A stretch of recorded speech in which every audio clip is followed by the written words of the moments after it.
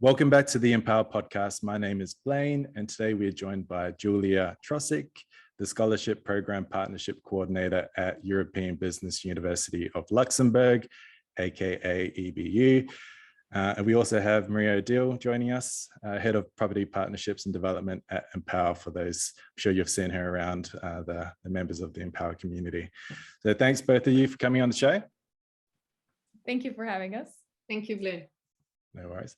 Alrighty, so in today's podcast, love to talk a bit about EBU, the mission around making education accessible and equitable for all, but then also want to talk about how that ties into the Affordable Housing Academy, which is a new and exciting initiative set up by both EBU and EMPOWA.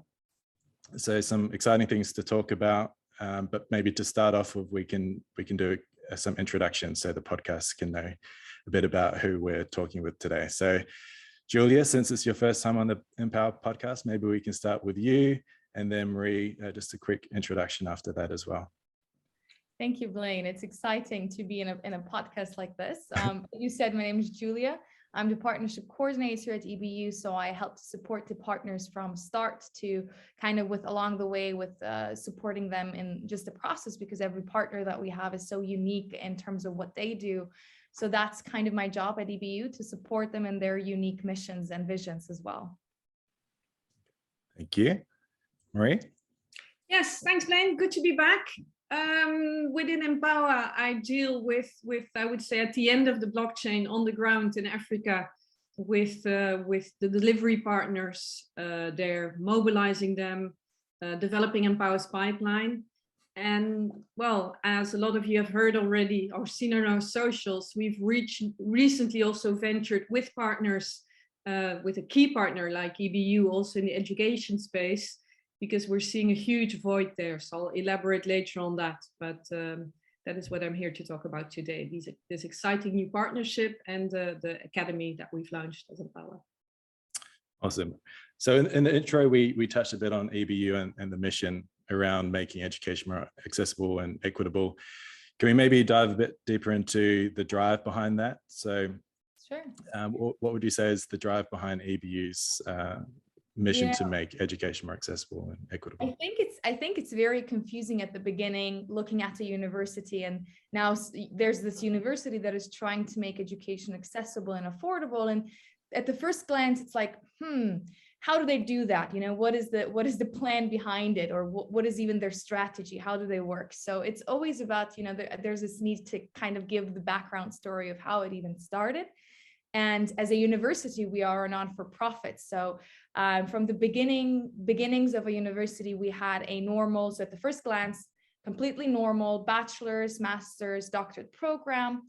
But very soon we figured out that there's simply the need for a twist, for literally twisting the story and flipping the script, so to say. And in this flipping the script, it means giving access to quality education, but at an affordable price. And automatically, when you have this flipping the script, there's a huge demand. And therefore, that's what we were aiming for. We were aiming for both keeping the quality, but going on this mission of impacting as many people as possible, rather than giving this the same quality education to just a number of students or a number of potential market that could afford this. So with this this turnaround that we had, I think the very beginnings and the starters it's important to mention that our academic dean, Dr. James Mully, he is originally from Kenya. So he himself had a very personal connection to the situation on ground in Kenya and in the rural areas. And so this was his mission from the start. And it organically grew in Kenya. We started with partnering with Girl Effect, which is the non-for-profit from Nike Foundation. They helped us kind of at the beginnings with empowering women through education. And it started very small. I mean, we had 40 students at the beginning with offering certificates. And we thought, okay, we still have the bachelor's, the master's, and the doctorate programs. And this is going to be a portion of what our mission is making education accessible through offering certificate courses. However, we didn't realize that it was going to make such a great impact in such a short time. So we grew rapidly. When I say grew rapidly, we wouldn't be able to do that without the partners. So we are our partners' educational arm, meaning that we work on a B2B basis with other organizations who do various things. I mean, some organizations like EMPOWA, some organizations that work with women who have been, abused, or working moms who had never had the opportunity to get education in their lives, even organizations who are all around the boy child. I mean, everything, really everything. And as we expanded the different organizations and their missions that were always aligned with our mission to make education accessible to everyone, we suddenly have 7,000 students in the program. A lot of work is behind it, so it's not really sudden, but at the end, we wouldn't be able to do that without our partners, because we have everything in Luxembourg. It's an online program. So we have the platform, we have the professors from prestigious universities. I mean, they come in and they hear what we do and they're like, yes, we're in, we want to be part of this. So it's just the passion around it, the good cause, it's become the core of our university at EBU. And it basically, the other programs, we were just thinking about, wait a minute, okay, we have an undergraduate bachelor's, master's, and doctorate program. Let's get them to be accessible as well. So that was our main goal afterwards. We said, okay, we tried the model with the certificates. Let's do it with the degree programs. How can we do it? How can we make it affordable? How to flip the script? And so just recently, we were able to offer degree programs at commitment fees as well. Maybe I can talk a little bit more about that later. I get quite excited, so as you can see. But that's how it started, the whole story about when we had those 40 students, when we saw what impact it made on them, and first of all, empowering them, and then giving them the knowledge and how to create new values in their surroundings, because we knew who our target market was. We knew that these students were selling chickens on the market, or were starting on with their little fashion stores, some women, or beauty salons, whatever it was. Of course, we talked about Coca-Cola as a big corporation. We had examples on, teaching them business courses of how to create a business plan and a marketing plan. But we knew where they were and what their audience is, so to say, who are they working with. So we very much adapted to that market. Yeah. So you mentioned partnerships as being kind of like a bridge to access students elsewhere. One partnership that obviously we're a partner as well, but a partnership is also with Cardano, which is probably members of this community would probably be interested in, since we're building on Cardano. So could you speak a bit about how and why that partnership came about? Yes, so that's very exciting. Our academic dean, Dr. James Smalley, has a special passion for blockchain and cryptocurrencies. But this started because we always firstly look at the missions of the organizations that we partner with, and our missions were very much aligned with talking about social, financial, and academic inclusion. And so we kind of met with the director of education at Cardano IOHK Foundation, and we concluded that we can be this bridge for them. We could be their educational arm. And that's at the beginning when I said we try to be unique with every partner, is we adapt to what they need as well. So at this point, we didn't have courses like Plutus and Haskell or Introduction to Python. I mean, Plutus and Haskell is the basis for smart contracts at Cardano. So we started, we found the experts, we found the professors who would be able to teach it. We created the syllabus, the course outlines, and started the course. So that was our partnership with Cardano. That's how we saw this, how we can help Cardano through our academic process, so to say. So for them to be able to penetrate the market as well in those areas where we are active. So that was the whole idea, and that's how we started with them.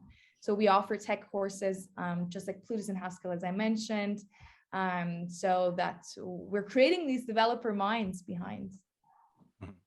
Yeah, these sorts of partnerships, it seems like the missions are both working towards for both parties. It's like a symbiotic sort of a relationship. Exactly. And that's it. It works so well. I mean, when you have two partners who are kind of running towards the same goal, and both need something from each other, that like it makes it a whole, and it makes it a good fit for them to be able to run faster. And it's just something, that's why we grew so fast, or we were able to complete our mission and our vision faster, is because we were running with our partners. So it's great in both ends. Right. I want to maybe talk a bit about the Affordable Housing Academy. So what is the Affordable Housing Academy? And maybe to add to that, what are some of the key barriers that we're trying to overcome through that? Let me respond to maybe, that. Maybe that's a you question, Marie. Yeah, thank you, Julia, first of all, for explaining more on your background. I think you so beautifully confirm and explain on why this is such an easy relationship. So thank you for that. So let me start with the why of the Affordable Housing Academy. So as EMPOWA has been highlighting already many times, is there's a huge lack of affordable housing in Africa. And there's conservative numbers, there's a lack of 50 million homes. So that's a huge number. But if you then look at how you want to make a change, you're going to need actors on the ground delivering housing. And obviously, as people are now mostly building them houses themselves in Africa, there's going to be a large amount still to be built by people, by households and individuals themselves. So we don't want to take away there where people can and want to build themselves, but not everyone can do that. So you're going to need developers, and we seek to collaborate and build up the capacity of socially focused affordable housing developers. And if you look at the landscape of affordable housing, the sector of affordable housing in Africa, yeah, I usually don't know whether to laugh or cry when I name the statistic, because from one side, you have this number of a lack of conservative estimate of 50 million houses.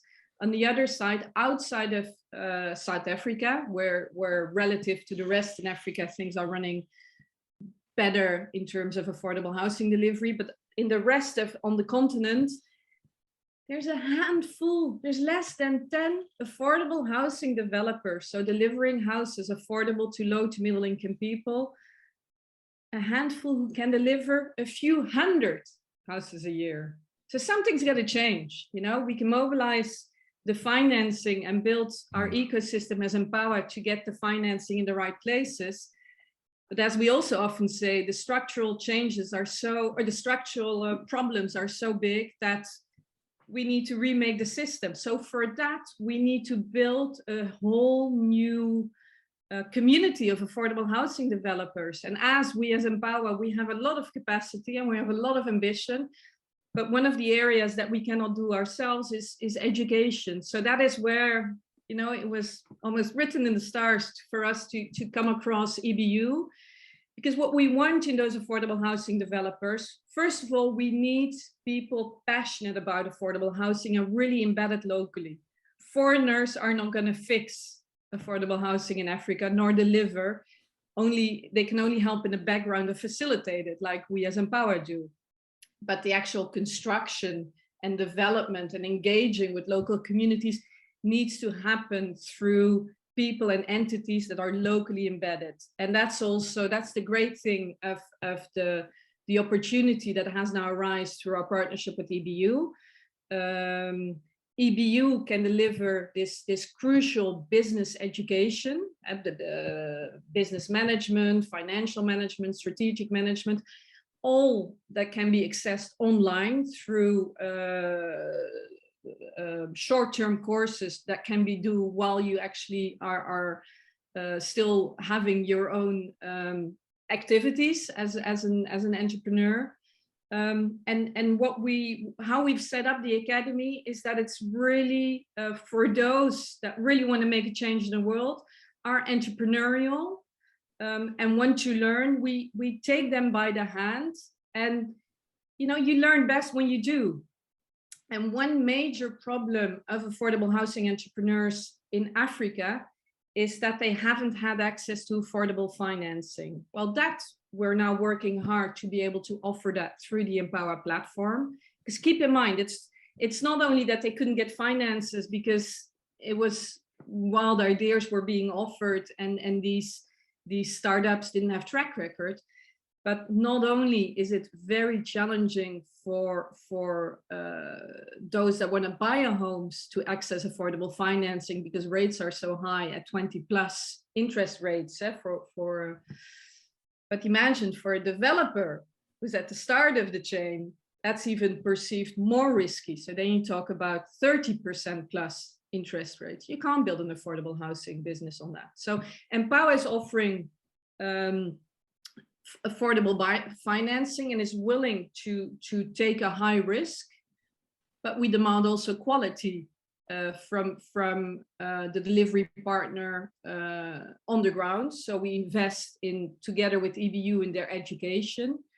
We help those individuals or emerging teams to shape their business plan, and we walk the path on the ground also with mentorship. So there's 3 core pillars to the academy, to summarize it. There's the affordable financing through EMPOWA, delivered in a decentralized manner. So it's way more predictable, the financing, than how it is, because financing comes from abroad usually. So that's very challenging to get in country. So if we do it decentralized, that's way more predictable, the affordable financing, to get to the place where you want it to be.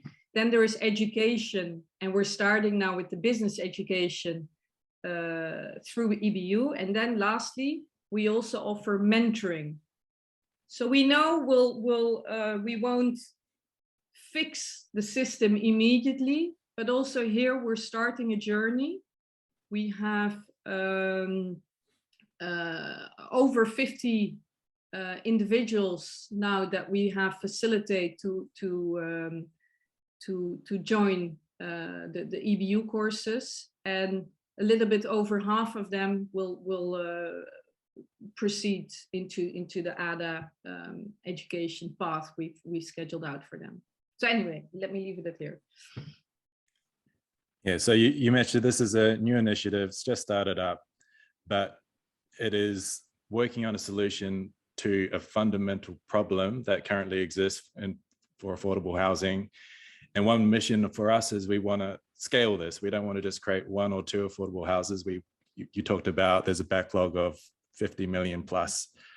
So to get to that number, we need to scale. And part of that is kind of training up developers, housing developers. Could we maybe talk about the process? So you talked about the pillars. For those that want to kind of participate, how do they approach this, and what does that process look like?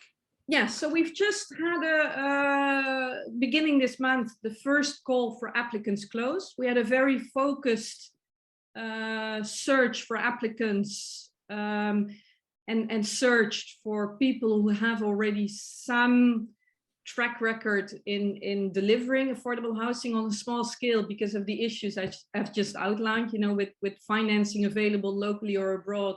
It's very challenging to deliver affordable housing. So those that have already tried but not progressed, and those that can confirm through either education they followed or other activities that they have a passion for houses. So they will, next week, and Julia, if I'm correct, the first term will start, or for them, the first term will start at EBU, and they will follow various business management courses at EBU, and that will take roughly out of their schedule one day at a time, maximum. So they can easily combine that with their current activities. And in 3 months, they will have progressed on that. Those that pass their certificate, because again, we're willing to take big risks as EMPOWA, but we demand quality also from the partners, the delivery partners, where especially this batch we're partnering with. So only those that pass their certificate will then pass to the next stage, I would say, of AHA, the Affordable Housing Academy. And then we will work with that batch, with that cohort of wannabe affordable housing developers in developing their business plan. We have already luckily assembled several experienced affordable housing developers from emerging countries who will first really go in depth in explaining what they've done and be open for questioning by the students. And then from those enterprises, certain mentors will be delegated to work with those teams and to come up with a business plan. And from those business plans that will, by the end of the year, be pitched to EMPOWA, we will choose a few lucky ones that we will, it's more than luck, that we will choose the quality ones among those to be funded and get there, walk the path with them and hopefully start building successful enterprises out of it. This is also, I mean, of course, many others have tried to change the affordable housing sector with all kinds of different approaches in Africa. Our approach is build it up locally, and that works beautifully with the decentralized systems and the online education systems that EBU and EMPOWA offer. Walk the path jointly, address challenges jointly, and also be selective. If you at some point come across unsolvable problems, then go ahead with things you can solve and can build and can scale. And we think and keep revising, keep learning and revising. And our ambition as EMPOWA is to eventually then to have a sizable batch of affordable housing entrepreneurs in Africa. If you, from that huge statistic of the need of 50 million houses, if you assume that 50% of those will remain to be self-built and 50% of those, so 25 million, would be developed by affordable housing developers. And if you think that those would need to be delivered over the next 10 years, so 2.5 million units per year, it means that if you can build up developers with our affordable financing from EMPOWA to deliver yearly 1,000 houses that are affordable and acceptable to that local people want to live in, we're going to need 2,500 developers. So, and you mentioned there's how many at the moment? Sorry? You mentioned there's how many? A handful. So even if in the next coming years, we can build up a batch of 250 developers, that would be amazing. And with the experience and the track record of scaling that EBU has, that gives me hope that it, at least from that side, it can be done. I mean, we need to start doing stuff in that space. To less talking, more doing, and we are certainly ready to do that. Yeah, I think with solving problems, you kind of need a bias for action, as opposed to a bias for talking about what we should be doing. But one interesting thing you mentioned was as part of the solution, it kind of needs to be like a local first approach. And one exciting thing with that is online education enables that sort of thing. Like traditional education, that wasn't really possible. Like if you live in this place and the education's in a different country, you have to fly there or get there somehow and then get that training. And there's that separation between where you are and where the education is. And I think the online education completely removes that barrier, which is like, I find that so amazing. You talked about the mentorship stuff. Is that so that's through EBU, Julia? Is that the that mentors? will be through EMPOWA. I mean, we're just at the start of this journey. Who knows what will come out of the EBU EMPOWA relationship? Maybe there will also be from the business side the mentoring, but we specifically want to do at a minimum level. We're not going to micromanage these affordable housing entrepreneurs. Let them find local solutions to local problems. But when it's not just one intervention that's going to fix this. It's doing it on the ground with acquired knowledge through this online education of EBU.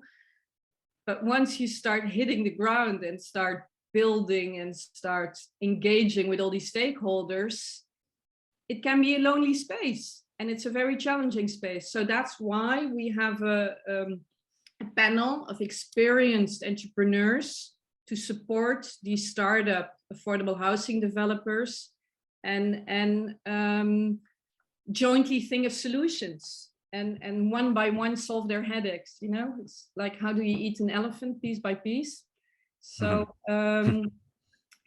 that's another very pragmatic process in trying to create a better affordable housing sector in Africa. Let's not try to fix it all at once with all external solutions, localize it, but have resources available that the risks become more and more manageable. And we know there's a lot of solutions and support that can make these startup enterprises a success. And we know also the capacity and demand is out there locally. I mean, that's why we've been so blown away also by those subscribing already to the Academy and their background. It's just stunning. I wanted to ask, Julia, you're talking about at the beginning you had 40 students, and then how long ago was that, and how many did you say you have now? I'm just thinking in terms of, like, I feel like that scale is pretty much because of that online approach that you guys have. Yes, I mean, we this was 3 years ago. So in 3 years, we came from 40 to 7,000. And even, I mean, this was before COVID. So we started and wanted to have an online campus for the certificate program before COVID. So it kind of was, you know, when COVID hit, it was, now everyone's, you know, used to and kind of wanting to do online programs more because it was just something that they were forced to have maybe in some countries. And so now that this online learning environment got more adapted and more by people accepted, it was even easier to grow like this. And especially, as you said, Marie, it's so nice because you can still be full-time working. You can still, you know, for me, it's, I always say you have to have one foot in business and one foot in education your whole life. And so that's what we wanted to make possible for everyone. I mean, someone who is even maybe doing already some bachelor's or master's degree, but they want extra knowledge in this or that. And as I said, there's just such a variety of courses, from women in leadership to Plutus and Haskell again, to strategic management, business management, marketing management. So a lot is entrepreneurial tech oriented, I would say. And that's just how it grew, because when we have new partners who come in and they tell us, hey, listen, because we don't know, we're not on ground. We can do everything in terms of education because that's what we do. It's what we're good at, but we don't know sometimes what is needed on the market. And especially since all of the organizations do different things. EMPOWA deals with affordable housing. Some other organizations will deal with some other social problem in Africa. And so being able to target all of these problems and help each organization in this educational part, it's just amazing for us.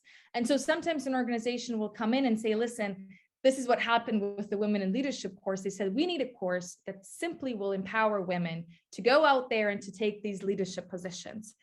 And so we were like, okay, let's do it. So we sat down, we created the curriculum, the syllabus, we brought in experts on the topic from different universities, kind of took the best out of different institutions.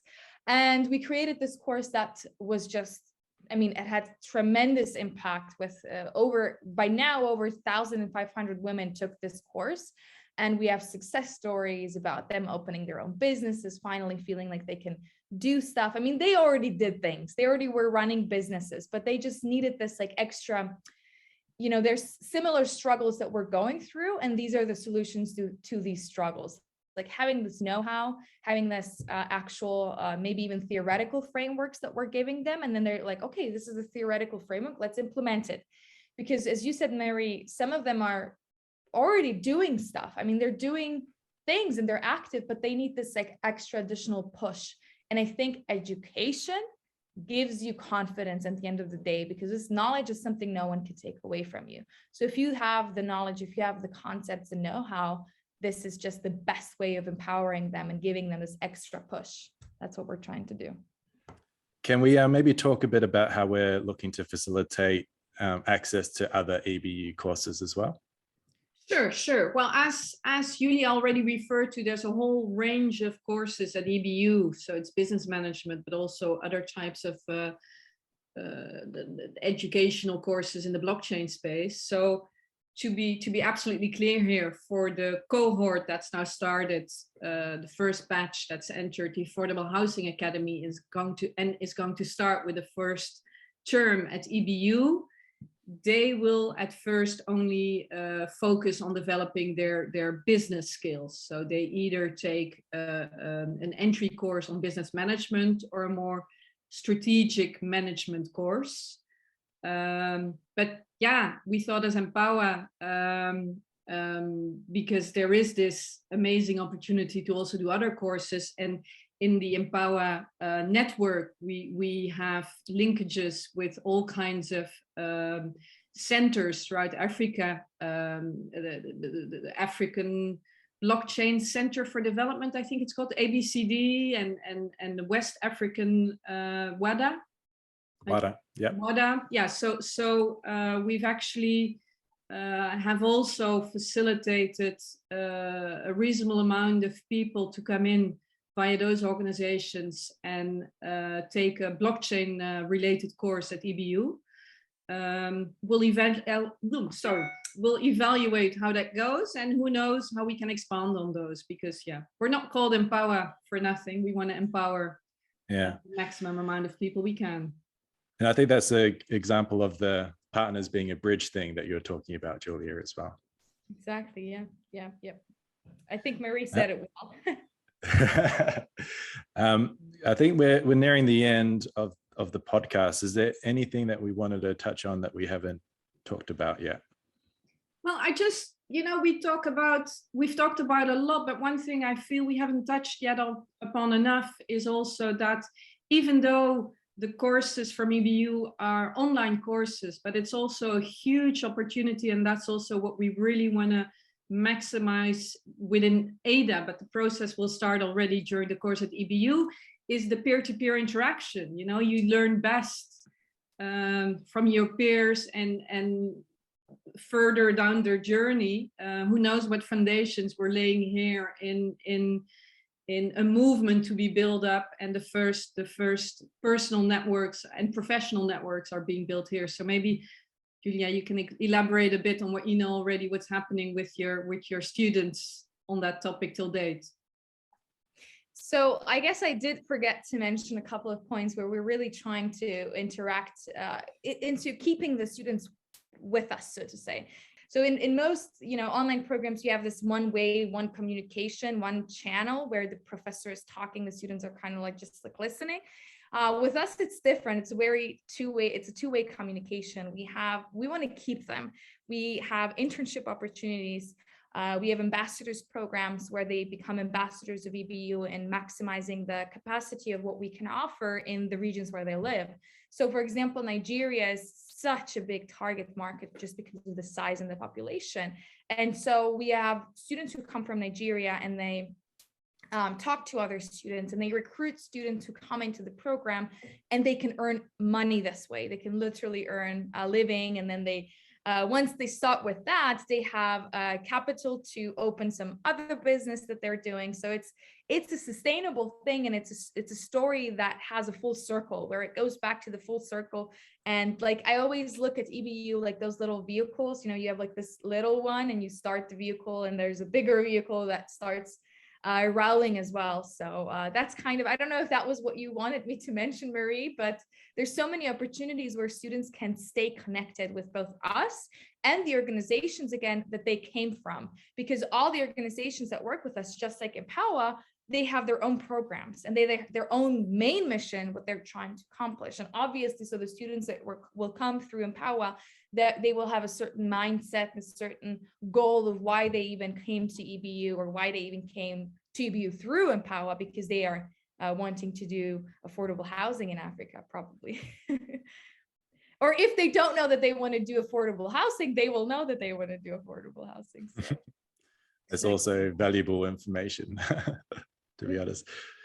Yeah, that connection and that networking is super important. I mean, with me when I was back at university many moons ago, that was a massive takeaway from me, was just the networking part. The education, like outside of the education, was the networking, connecting, and all that sort of stuff.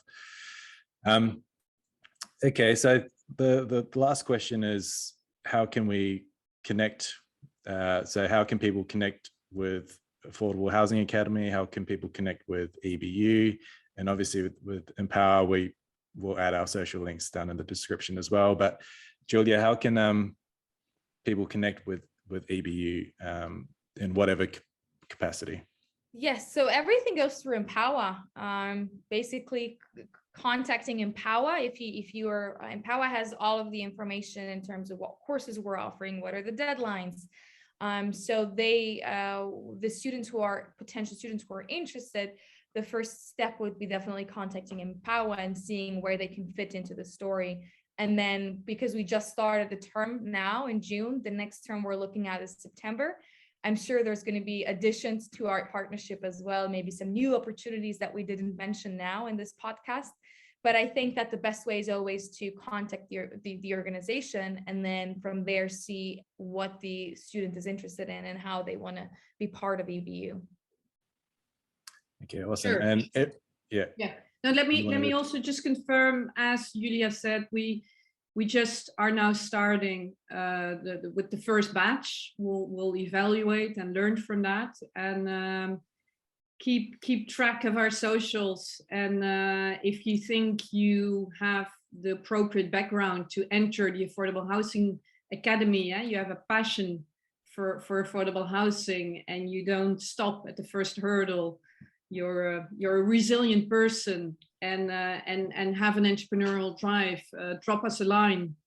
We're going to update our Affordable Housing Academy website also soon, and there's a email address and contact details given there. So feel free to drop us a line if you think you have that background. We'll put you on the waiting list, and when there's a next call for students, we'll certainly make sure our community knows it.